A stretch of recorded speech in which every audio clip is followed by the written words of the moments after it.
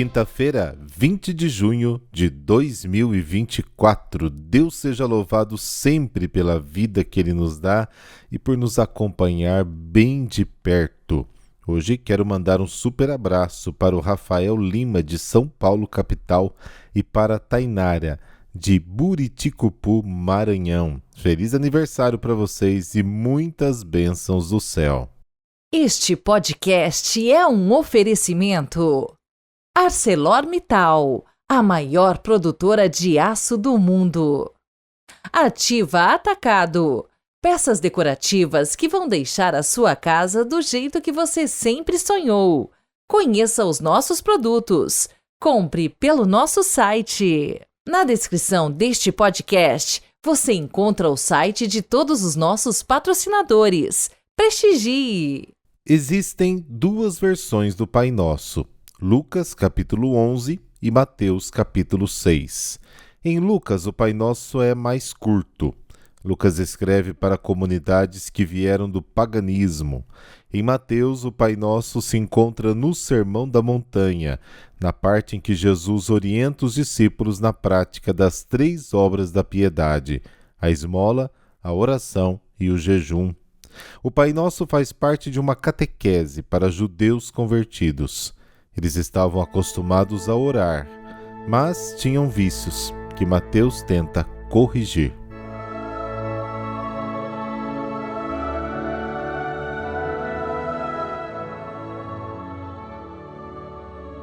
Pelo sinal da Santa Cruz, livrai-nos Deus, nosso Senhor, dos nossos inimigos. Deus eterno e todo-poderoso, sobre os povos que vivem na sombra da morte, fazei brilhar o sol da justiça, que nos visitou nascendo das alturas. Jesus Cristo, nosso Senhor. Amém.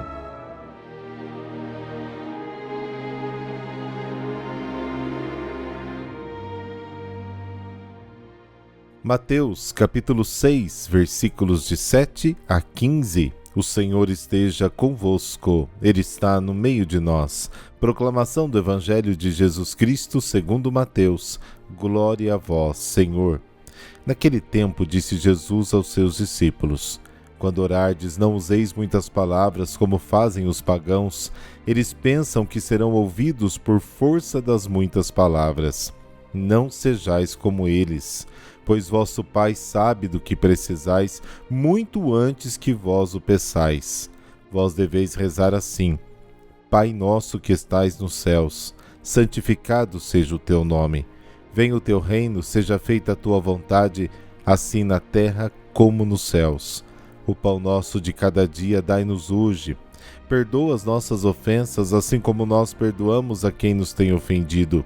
E não nos deixes cair em tentação, mas livra-nos do mal. De fato, se vós perdoardes aos homens as faltas que eles cometeram, vosso Pai que está nos céus também vos perdoará. Mas se vós não perdoardes aos homens, vosso Pai também não perdoará as faltas que vós cometestes. Palavra da salvação. Glória a vós, Senhor.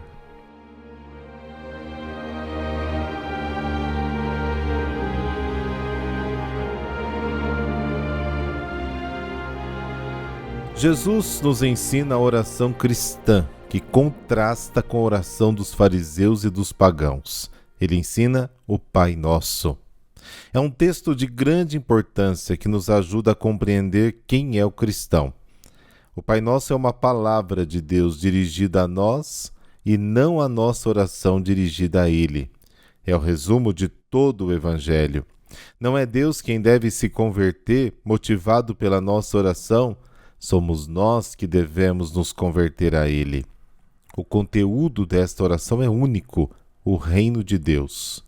Isso está em perfeita consonância com o ensinamento de Jesus. Buscar em primeiro lugar o reino de Deus e sua justiça, e todas as outras coisas vos serão acrescentadas. Mateus capítulo 6. Pai Nosso. O discípulo tem o direito de rezar como filho. E a originalidade cristã está nesta nova relação, como está em Gálatas capítulo 4, Romanos capítulo 8. A familiaridade na relação com Deus que surge da consciência de sermos filhos amados pelo Pai é expressa no Novo Testamento com o termo paresia, que pode ser traduzido como familiaridade casual e confiante. Efésios capítulo 3. O adjetivo nosso expressa o aspecto comunitário da oração. Quando alguém reza ao Pai, todos rezam nele e com ele. A expressão de que ele está no céu evoca a transcendência e o senhorio de Deus. Ele está próximo e distante, como nós e diferente de nós, Pai e Senhor. Saber que Deus é Pai leva à confiança, ao otimismo e ao sentimento de providência. Santificado seja o seu nome, venha a nós o seu reino, seja feita a sua vontade. O verbo da primeira invocação está na voz passiva. Isso significa que o protagonista é Deus, não o homem. A santificação do nome é obra de Deus. A oração é simplesmente uma atitude que abre espaço para a ação do Espírito, uma disponibilidade. A expressão santificar o nome deve ser entendida à luz do Antigo Testamento, em especial Ezequiel capítulo 36, versículos de 2 a 29. Indica permitir que Deus revele o seu rosto na história da salvação e na comunidade dos fiéis.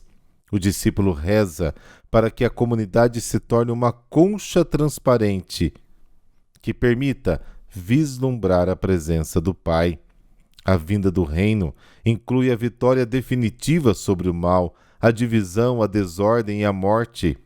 O discípulo pede e espera tudo isso, mas a sua oração implica simultaneamente uma assunção de responsabilidades. Espera o reino como um dom e, ao mesmo tempo, pede a coragem para o construir. A vontade de Deus é o plano da salvação que deve ser realizado na história. Como no céu, assim na terra. Isso, devemos antecipar aqui na terra a vida do mundo vindouro. A cidade terrena deve ser construída imitando a cidade de Deus. Dai-nos hoje o pão de cada dia.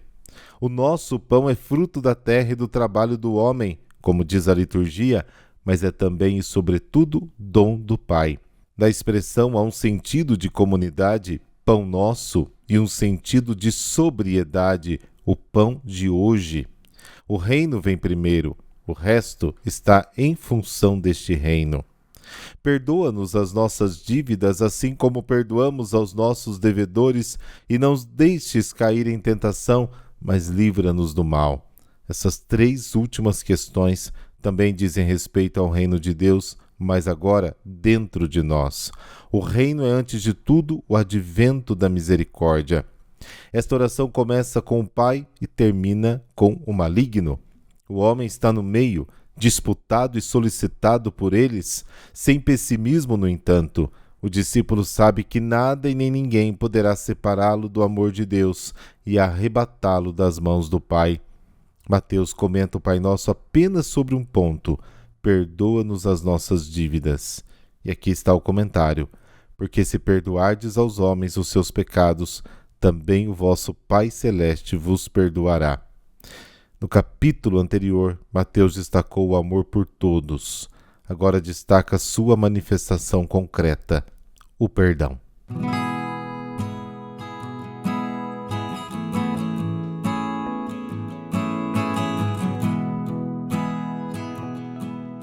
Hoje a igreja celebra Santa Florentina. Ela nasceu em Cartagena, em data não especificada, mais ou menos ali entre 545 e 550. Em 554 se mudou para Sevilha com seus pais e irmãos. Sua família era muito religiosa.